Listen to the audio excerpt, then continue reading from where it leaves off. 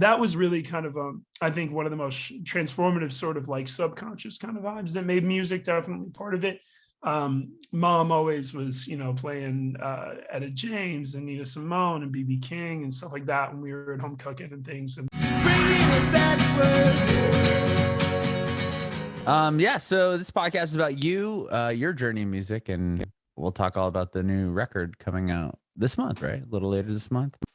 Yeah, it's we got the first single coming out Friday, and then the new album coming out on the 18th. So very cool. Awesome.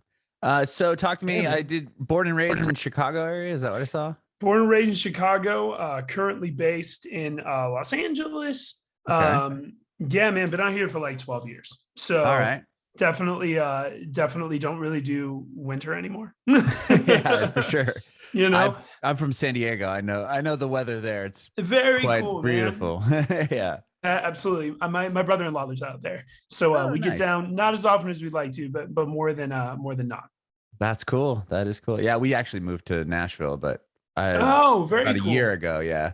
Yeah. But I born and raised in San Diego, lived in California my whole life up until February of last year. So I love it. Yeah, dude. I'm a Berklee kid from Boston as far as school. So, we've infiltrated your new hometown now pretty significantly, I think, at this point. Oh, yeah. Cool. Well, okay. Well, tell me about Chicago. Especially is yeah, man. Well, I mean, with Chicago, the thing really for me when it comes down to that is like some basic things, just like that Midwest hospitality, just the way that we interact with people is something that like I still kind of miss now that I've been in LA. That's the one thing for sure is the people, but it's also, but then blues, right? Like that is at the core of who I am as a musician, even though some people can kind of pull it from the music, from the roots. You can hear a lick here and there, something like that, where you can pick up on it. But as things have modernized, so we say, you know what I mean? Maybe not as much, but that's where I come from, man. It's all blues. Okay. And were you in the city of Chicago? Is that where you grew up, or out in the outskirts? Yeah. So I did like I grew up in the burbs, a little bit outside for a little bit, and then when I was coming back from Boston for college, mom lived in the city, and so got to live kind of near Wrigley Field, a little bit area there, and do kind of the city life. So I feel like I got a little bit of the best of both worlds. Get to run in a cornfield and play tag and guns as a kid and things like that. But then fast forward to when I'm a little bit older, and you're obviously bar hopping on Clark and things like that. So right on. Yeah, so obviously very musical upbringing if you made it to Berklee for college. So tell me, where did your musical journey begin? Like how'd you get into music? Yeah, man, for sure.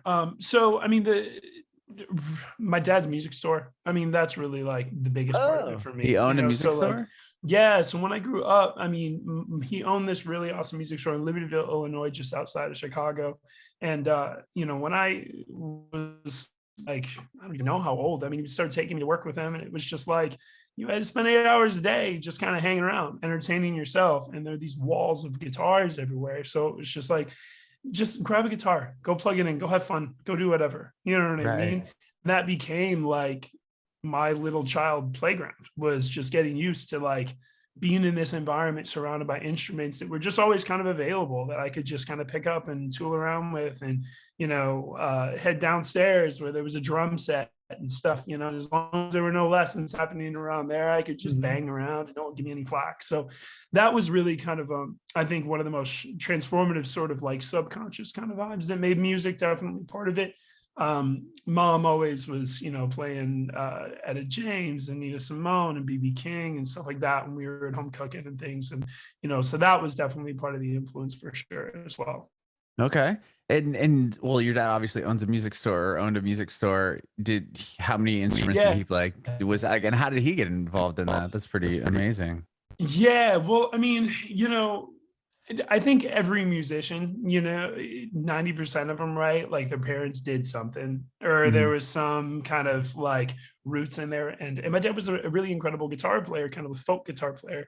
And he never, to my knowledge, at least that he's told me, chased it professionally. But, even into my adult years, he was still gigging and, would play in the church bands, every Sunday. That was kind of his weekly gig sort of thing. And So it was always just really cool to, again, just walls of guitars at work, but then there was racks of guitars at home that all belonged to him. And so he had that kind of consistent, strong influence. And again, accessibility to all this stuff is really what is a game changer for a young kid, right? Like you can want to play guitar and, stare longingly through a shop window, right? But if you never get your hands on anything, there's definitely, that barrier of entry to an extent, for lack of a better phrase, that was not there for me. For me, it was like, as much as you want to get down on this, like, have at it. And so that was really, really special. Yeah, for sure. So guitar was that you obviously learned guitar. Was it something you were able to take lessons at the shop? And did you play any other instruments, or was that the one that you were mainly focused in on? Yeah, no, for sure. Definitely guitar has always been my number one.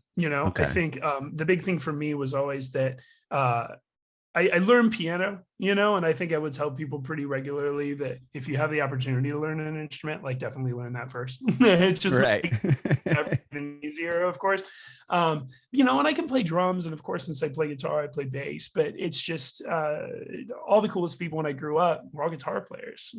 I grew up on B.B. King, Eric Clapton, Stevie Ray Vaughan, Jimi Hendrix. Those are the four pillars of my electric church, and so like those dudes ripped. And so for me, as much as I wanted to be able to do all these other things just to be kind of versatile as a musician and tinker around, that was very much always like what really hit home. Okay. Was there a guitar that you would like go to at the shop that eventually got sold? Yeah, that's actually that happens so often. Did it really? And props to my dad too, because like he was one of those guys who, there'd be the $3,000 like Gibson Dove guitar or whatever, on the wall, and you would think that he wouldn't let a 10-year-old with whatever extent of playability to like pluck that off, but it would be more like those are just the guitars I would still allow to play. He would have to be kind of like within eye shot around, what I mean? Yeah, for sure. No, but it was really kind of cool because I'm embarrassed to say I don't remember what age it was, but eventually I think, like most parents hopefully should do for their kid, is make sure the interest is fairly solidified before you start purchasing instruments, nice ones.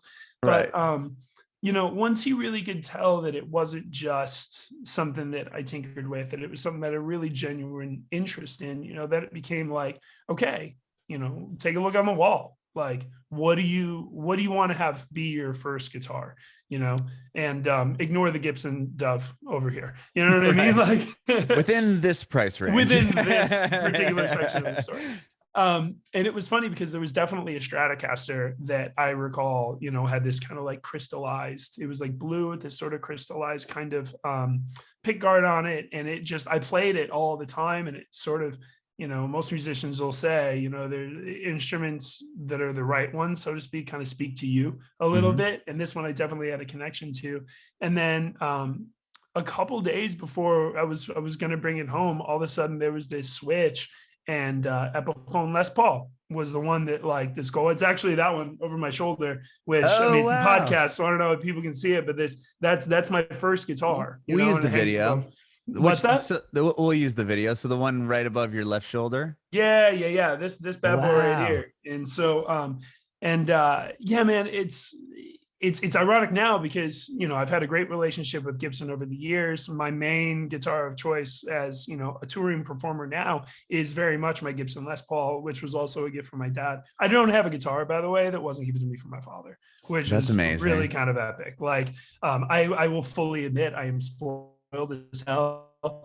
You know what I mean? Like I have them on demand just the way that I should have purchased a guitar. It's always this, hey, there's this for repairs, and then no one came and picked it up. Would you want it? And then now I have over here that's like, my experiment guitar. Like I have a MIDI pickup on it, so I can like kind of tool with new sounds with that one, and like and then eventually the Epiphone Les Paul evolved into the Gibson Les Paul because that one used to be my dad's Les Paul. And so, he didn't play it as much. He knew that was like really what I was into. And he just was like, okay, I think it's about time. It's not mine anymore. It's yours.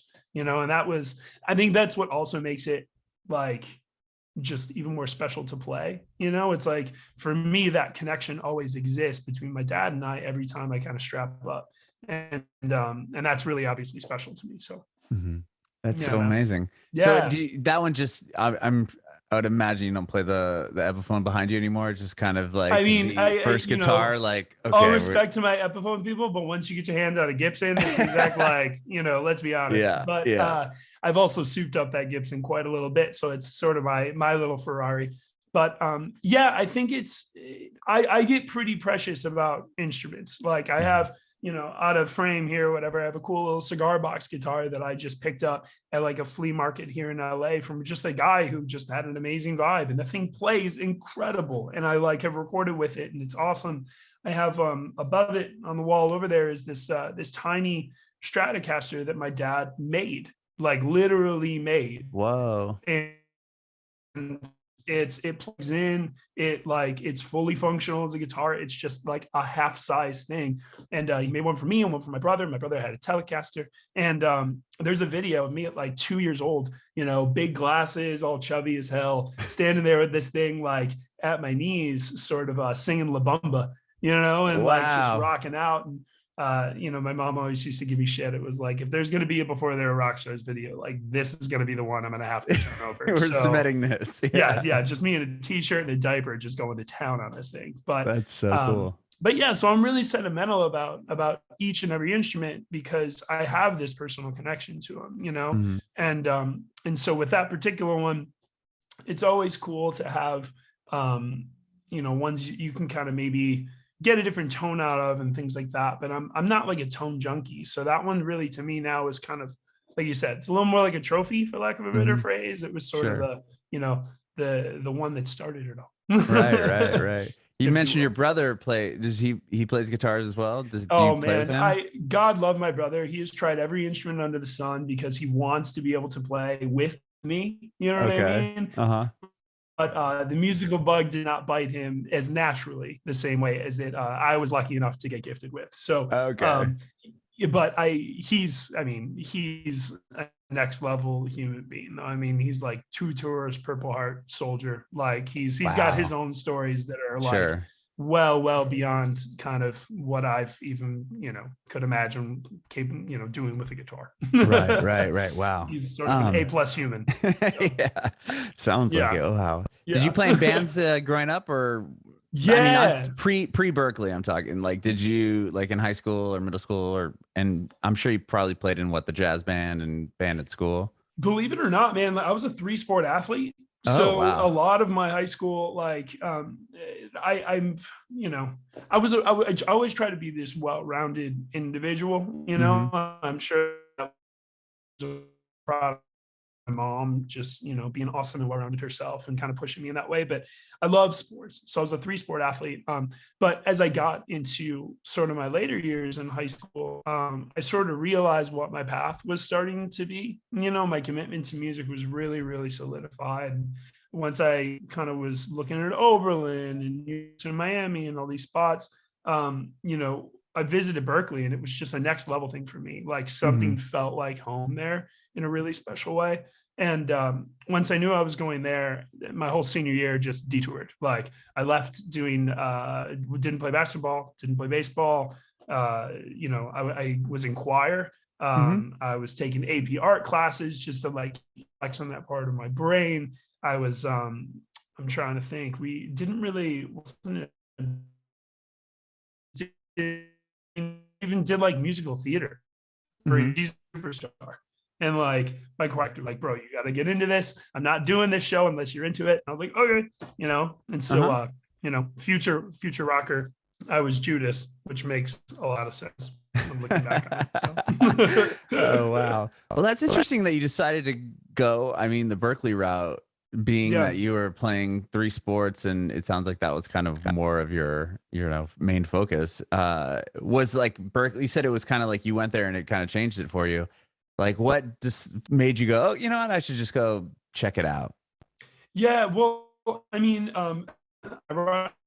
enough, mom was at a baggage. The way we heard about Berklee was my mom was at a baggage claim after taking a flight, maybe from Nashville. I don't even remember where it was. And lo and behold, she was was having a conversation with this guy, in kind of that beautiful, naive way that a mother would. You know what I mean? Where like, I'm a musician. Oh, my son loves music, and da da da da. That kind of thing. And well, it turned out to be one of the members of Rascal Flatts. And no way. and forgive me for not remembering specifically which one, but she was completely oblivious, of course. And he had just called out like, yeah, well, if he's looking at colleges, I went to Berklee College of Music. This is an incredible spot in Boston, da da da da. And he should check it out. And that was genuinely how it got on my radar. It was one of the guys from Rascal Flatts. And so then when I looked, I mean, you do all these visits, you check things out on paper, you do these college fairs. And I remember talking to like University of Michigan, all respect to my Michigan people, but I remember telling them like, if I don't do math and science my senior year of high school, because I was doing some AP stuff, didn't have to do it to graduate. And I did art because I know I'm going to pursue music at your university. Like, would you hold me essentially in the kind of application process? And they were like, no, you definitely finish your math and science. And I literally never applied. I was just like, that's a hard pass for me. Like, if I know where I'm going and you're not there to help me get where I'm going, then it's not the right place. And Berklee was actually the only place I applied to. Wow. And did you have to do like an audition process, or was it at a time when you didn't have to? I've heard like so many different stories about getting in that school. Yeah, I don't want to age myself too hardcore, but at the time you didn't have to audition. So it was this really interesting process of like teacher recommendations. And you kind of, I respect it in a way. I think they've had to formalize it, of course, to some degree now, because they're trying to level up even more than they already are. But at the time, I just remember them saying like Bob Dylan and John Lennon wouldn't get into our school if we just auditioned everybody the same way that everybody else does. And so their evaluation was to try to include some of the best performance and technically capable musicians, but also, somehow loop in this X factor, thank God for that, because, I was technically accomplished, but I'm not a world-class technical player, in my opinion, at least. I was a recording artist, I was a songwriter and a performer, and those things, thankfully, were skills that I very much was able to cultivate in there. Okay. And while there, like, how did you end up getting to Los Angeles? Like, what made the move to LA from Berklee? I got there in a plane. No, I'm just kidding. Did you all your stuff in the plane? Yeah, I know, right? No, man, it was, I think I did what a lot of people do. You get out of school and then you kind of turn to a place either dramatic, like you've been from Omaha, you go to school and then you go to New York City, right. Or you come back to some place that's maybe a little bit more familiar. We have some roots to build off of. For me, being from Chicago, that was really kind of felt a lot like an easier progression, right? Like let's come out of school, let's go back to this big city and let's start to cut our teeth a little bit. I was so green. It was, looking back on it now, after all the years of touring and just kind of hustling, it was like just so green. But at the end of the day, it was really beautiful because I played shows, dealt with a, fair share of rejection, like of course everybody does. But it led me to working with Jim Peterick, who is a songwriter who wrote Eye of the Tiger, and has a whole, Hold On Loosely, Vehicle, all these other, classic tunes. And there's more, I'm sure, to his resume that I'm, of course, not thinking of now. But and he and I had a really cool working relationship, and he produced this kind of demo essentially for me, totally just like, I didn't pay him a cent. He was just so supportive of what I was doing, and we were friends, and he just a mentor, and recorded this demo. And it kind of broke my heart a little bit when I left for LA, really just because I had to tell him that was what my move was going to be. But I think unbeknownst to him, like I wouldn't have been able to do it without him, because that demo was sort of like what teed me up, and that confidence of working with him was like, no, I can make this shift. I can make this move, and I can use this demo as like my new way to introduce people to what I can do. And that was essentially what I shopped around for opportunities when I first got to town. So Wow. And then from landing in LA and having this demo, like what was the next phase for you in your career? yeah, it was a lot of acoustic shows, you know what I Uh-huh. mean? Like, Sure. there was no band in place or anything like that. I had obviously played with some guys when I was in Chicago that were great, but they didn't come with, it wasn't that kind of vibe. And so, just a lot of just shaking hands, kissing babies, trying to, get bookings at shitty rooms because you didn't know better, Mhm. that kind of thing. And again, cutting teeth in a new town and learning the city and learning the scene. And I think the big thing for me was I've never been, I mean, probably to my detriment at some degree, but like I've never been like just a glad handing kind of musician. Not in the way where I wouldn't like want to go out and meet people, of course. It was just, it's the Midwest part of me. Like if we Mhm. connect, like I want to be friends. I want to be actually homies. You know what I mean? Mhm. And, just sort of, if you were booking a room and you were an asshole, like I just didn't want to play that room anymore. You know what I Right, mean? right, And right. so that was just kind of how it was for me. So, I think those first couple years, and I'm sure a lot of actors who moved to the town feel the same way. It's really about finding like who your people are, Mhm. like who that you can surround yourself with that can make you feel as though you can continue to be creative. People who can support you, other people who are creative, so you can support them. It wasn't always musicians, and but I was lucky enough to find that. I had a great crew of dudes who were kind of my ride or dies those first couple of years, and Mhm. still friends to this day. And yeah, it was a special time that way. But again, so green. Oh my, so green. Yeah, yeah, yeah. Well, tell me If I about knew the then what I know now, kind of thing.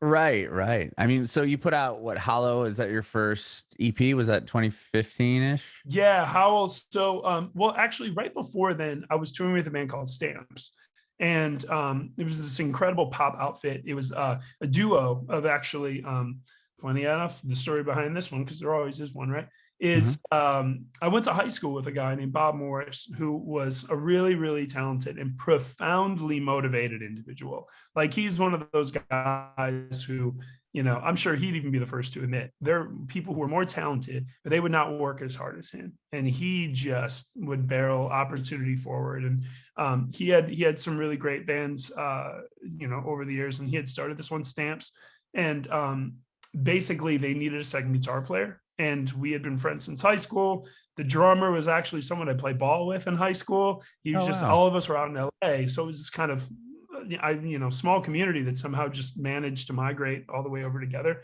Um, and so he just kind of hired me to do a gig at like Viper Room to sit in, and we knocked it out. We had a ton of fun. I vibed with the rest of the guys. And girl Ren Patrick was the lead singer. She's phenomenal.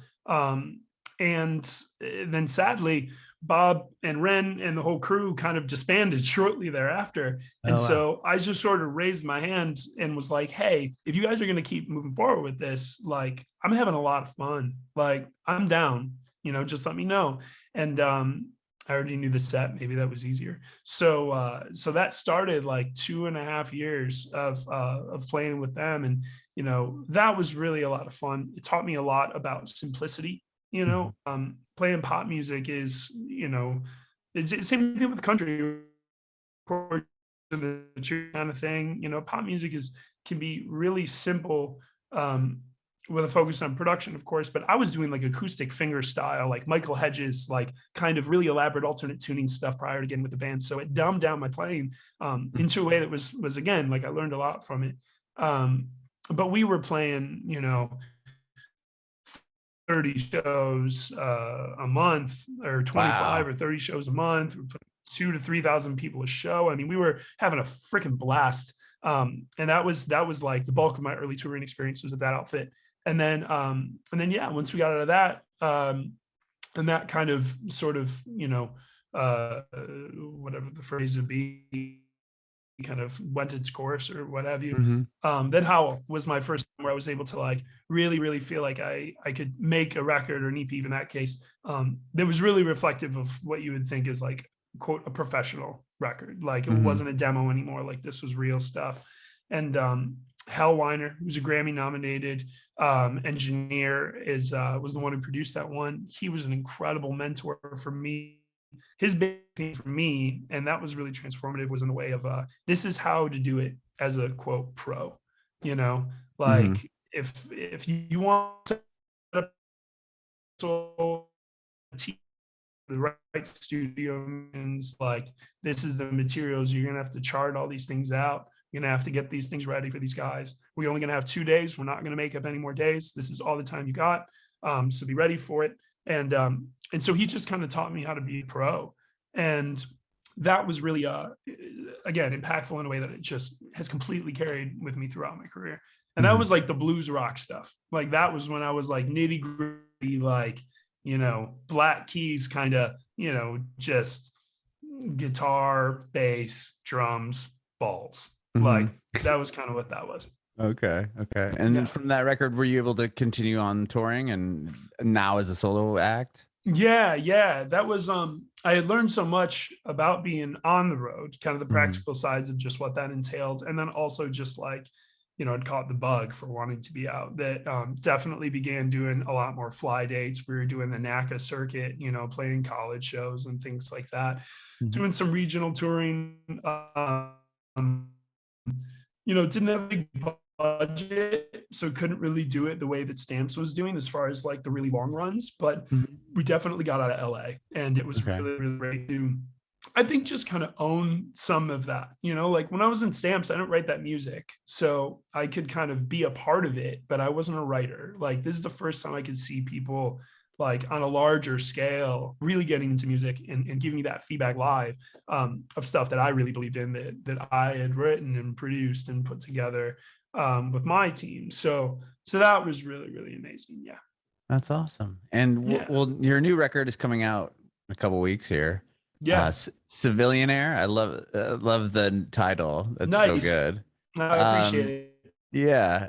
I'm curious to know when this record began. Like, when did you start writing it? And did COVID, or how did that affect, how the outcome of the album was, or did it not at all? Because maybe you started it after the fact. Oh man, 100%. And I think it goes without saying, COVID took so much from so many people. I am one of the lucky few, or at least I'm just grateful to be able to say it, that like COVID gifted me a lot.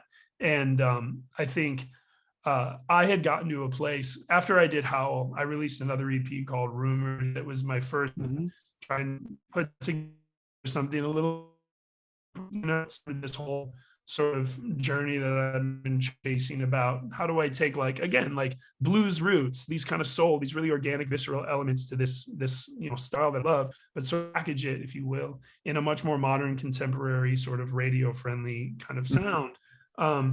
That one was really slick, but in doing that and in putting that out, I'd really been pushing myself to a place where I was losing a lot of the joy that I was having all throughout the years with music. And I think, there's a lot of musicians out there that I'm sure can, relate to that area of things where you're just like, is this fun still? Or am I just doing this because this is what I've always done? And when COVID hit, the whole world paused. And so that keeping up with the Joneses that I think so many independent musicians and people still on the rise and on the hustle, that struggle you go through trying to not compare yourself to other people, but it's inherently impossible most of the time, all that stress and all that kind of anxiety that was paired with that, like, kind of disappeared. And the timeline of it all just sort of stood still. And I just kind of stopped, I was like, I'm going to stop doing music for a little bit, and I'm just going to like focus on something else, because it's not serving me. It's not bringing me any joy. And then slowly with COVID and the time, I was able to kind of dive back in. And I think the real awesome part about what became Civilianaire was all these songs were never meant to be an album. They were literally meant to be, I took the time and the extra coin I had. Oh yeah, what's up? Either you can ask them. No. I said that's awesome. That they weren't going to be an album. That it ended up being an album. I was just commenting Yeah. on what you No, were saying. yeah. Sorry. It was, I had, you know, we weren't going out, right? So like I had a couple extra Right. nickels. And so I put it into developing a home studio.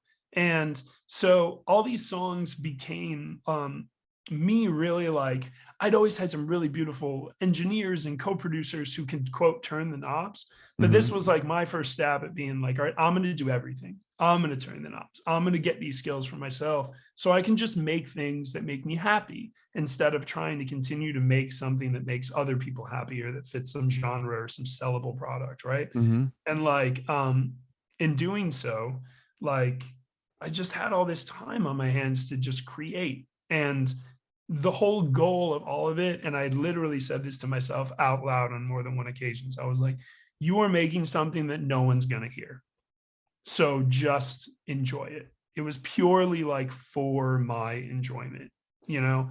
And all of a sudden I had all these songs that weren't finished that were predominantly instrumental. And I had my drummer over one night and we were just having dinner at the house. And I was like, hey man, I'm going to play you a bunch of stuff and you just give me thumbs up, thumbs down, whatever. And whatever you like and that you feel inspired to want to collaborate on, you know, like we'll finish. And we went through, I don't know, probably 13 songs or something like that were relatively done or not done. And there was 9 of them that he was thumbs up. I really like this. And then by the end of the night, we sort of looked at each other like, holy cow, do we have an album? You know, like we have enough to like do something. And that became a after that was about finishing these 9 songs. And it was wild it takes that long. I think that's because, you know, life still continued a bit and I was still figuring out what the sound was, but it created this interesting thing. And it was a long-winded answer, of course, but it was interesting because every song sort of has a level of through line because there's certain instruments that are very characteristic of me.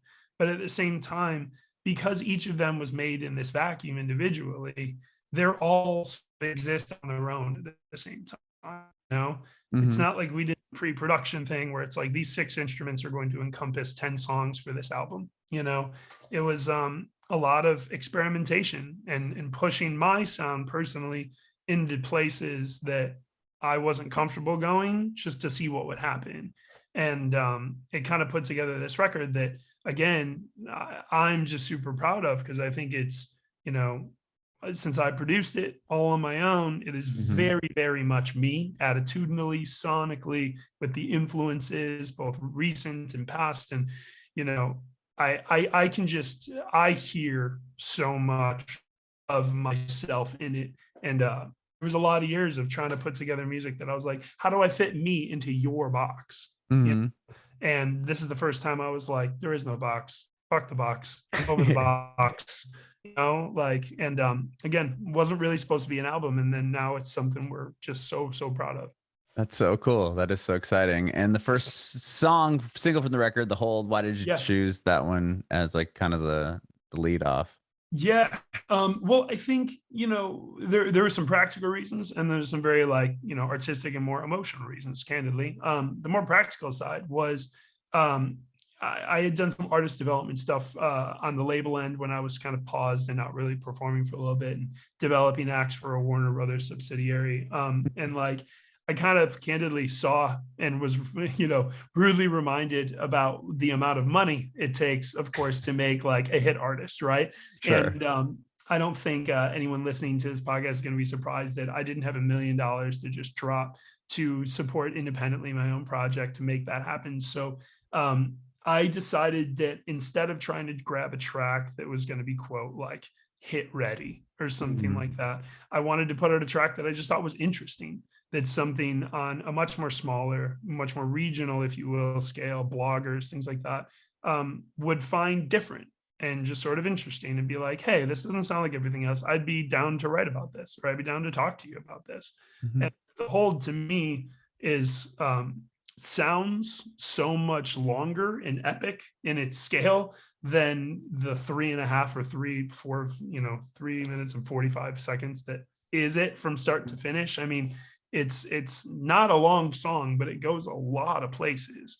And so practically speaking, that was kind of what I was doing. I just wanted people to get interested and then want to talk about it. On a much more kind of emotional level is, through the pandemic, I actually entered back into sobriety, which was something that I really publicly, didn't do a lot of talking about.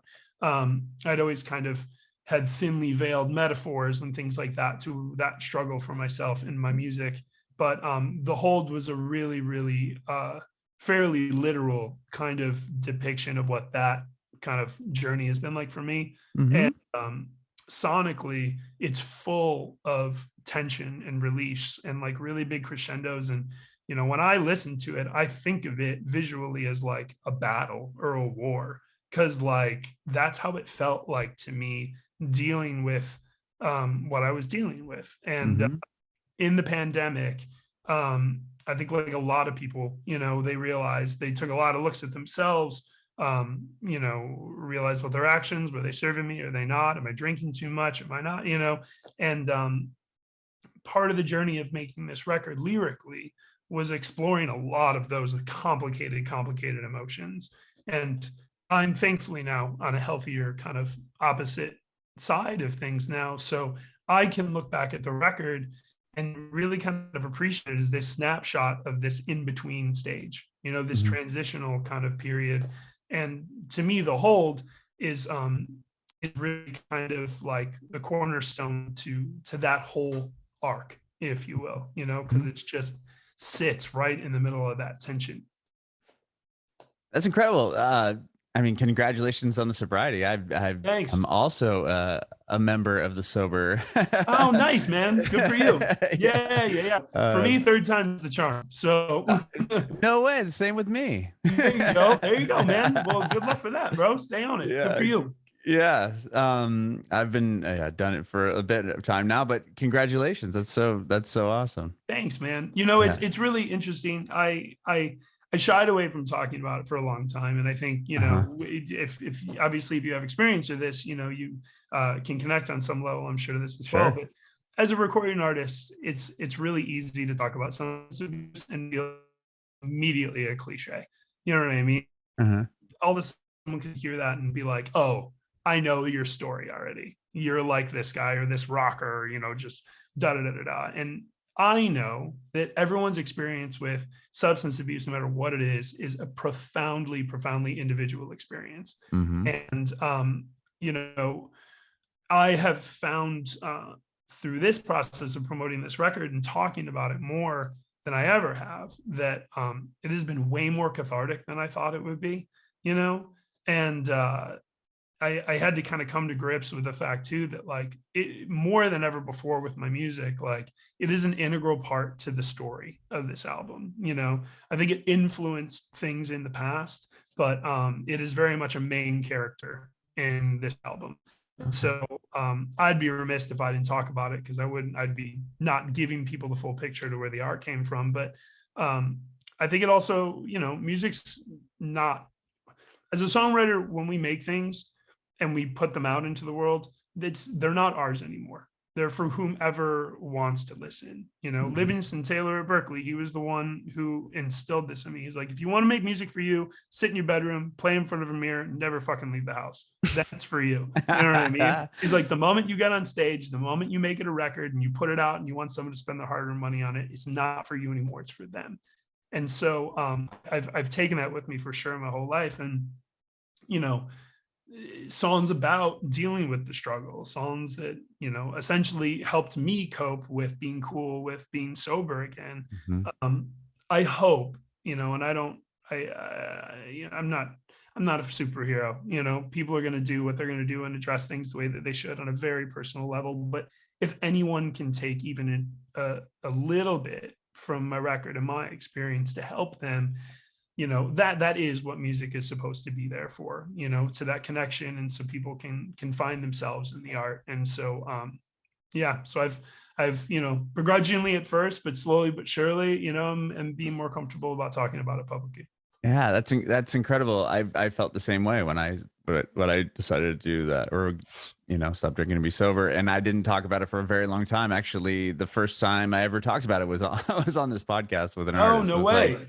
well, here we go, because she was Yeah. very open about it, and I'm like, you know what? Okay, like, I have been sober since the 25th of June, 2017.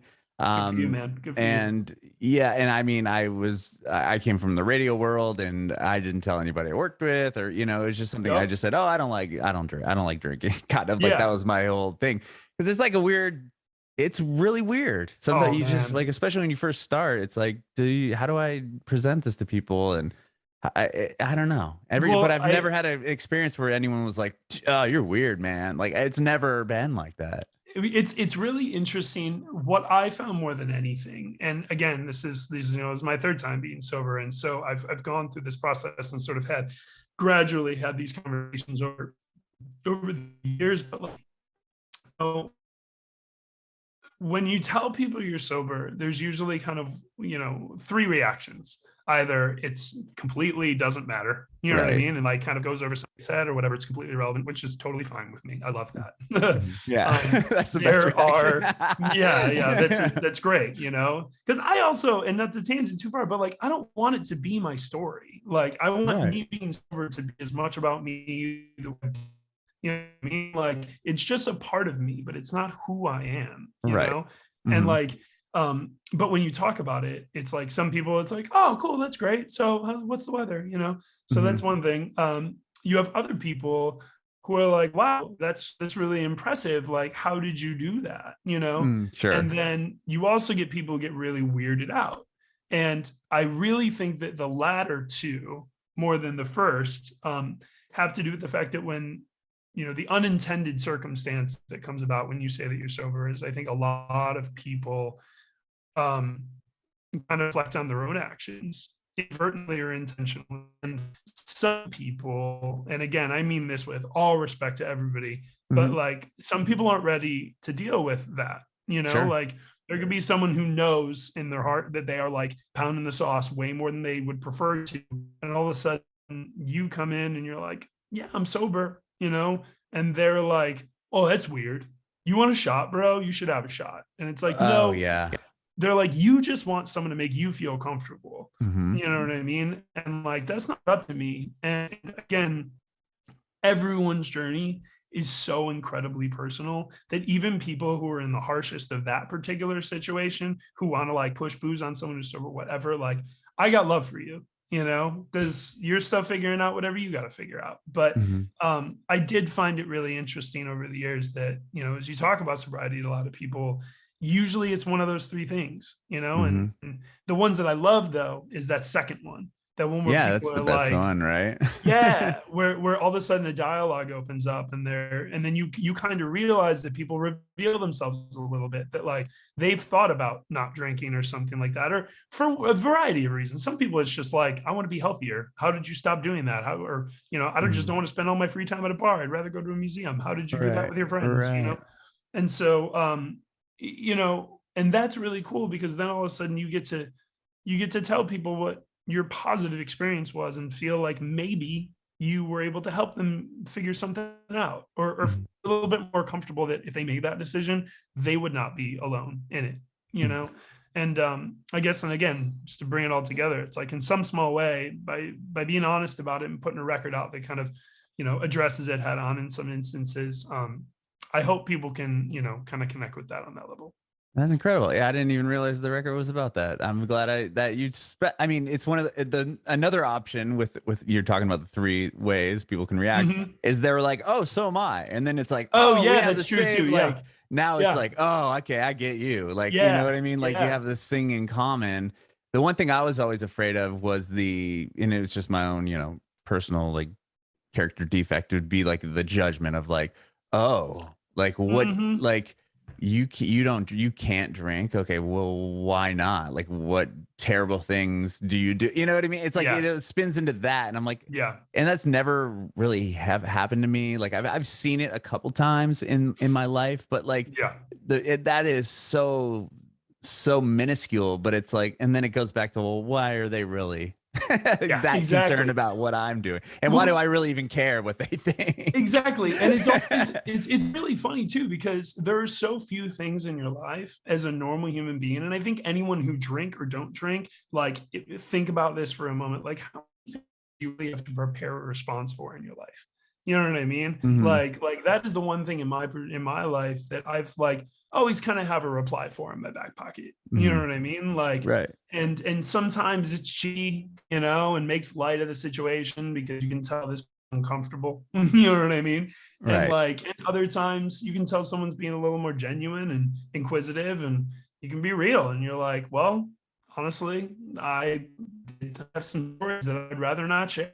You know what I Right. mean? And but they're a part of, you know, to use that kind of line, like it's a part of my truth. You know what I Mhm. mean? Like my wife and my relationship would not be the same if she wasn't the partner she was in helping me get through that. You know, my relationship with my family wouldn't be the same if they didn't support me the way that they did, and, you know, have gone through some of the experiences that we've gone through as a family or as partner. And my friends, the exact same way. You know, I mean, there's so many of my friends who, my drummer is incredible about this. You know, when he met me, I was sober. When we started playing together, I was sober. And then relapse is not the appropriate word that I use for my experience, but started drinking again at some point. And, you know, then we had incredible experiences, you know, bar hopping together. And we also had some pretty miserable ones, you know. And then when I went sober again, I was kind of scared. I wasn't sure. I was back in that new territory again about like, can I do this? What's this going to Mhm. be like?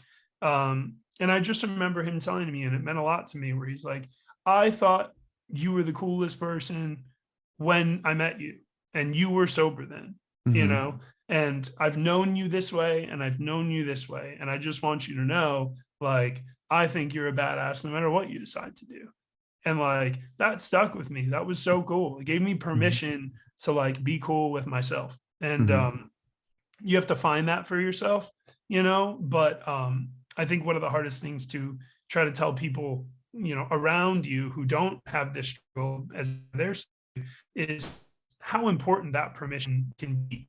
You know, like I don't need you to tell me I need to be sober for me to be cool with it, but if you're cool with it, God, that makes it a lot easier for me to be cool with it Right. because I feel like I have a support system, you know? Totally. Yeah, yeah. It's Yeah. shitty being alone in it, you know, but Right. when you're not alone in it, that's awesome. So That is so, I mean, again, that's congratulations. thanks, And man. You I'm too. glad You too. I'm glad this opened up and in this, you know, we're able to talk about that with the record. That's so cool. And I Yeah. appreciate your time, Dave. This has been awesome. Thank you so much for doing this. Well, I have one more quick question for you. I want Yeah, to of know course. if you have any advice for aspiring artists. Oh, 100%.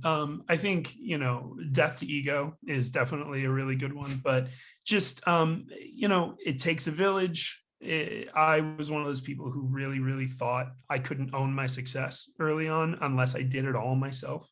And the fact of the matter is, the older I got, the more I learned that you can't do it all by yourself. And, you know, find good people who think you do cool things and who are good humans.